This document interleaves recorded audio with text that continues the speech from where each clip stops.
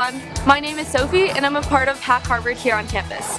We are so excited to be kicking this fall off with a new global event that we've partnered with Alibaba Cloud Tianqi and Zhejiang Labs to make possible. HackHarvard Global.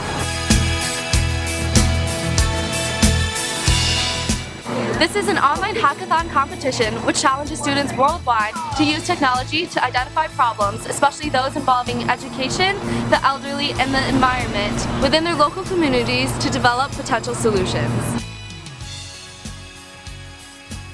There will be 3 rounds in all, the first of which has already begun. From there, we will select 100 semi-finalists to move on to the next round, and from there we will select 9 finalists to join us at the closing ceremony. Good luck and hope to see you there. From our team here at HackHarvard, Alibaba, Zhejiang Lab. We look forward to seeing what you will create.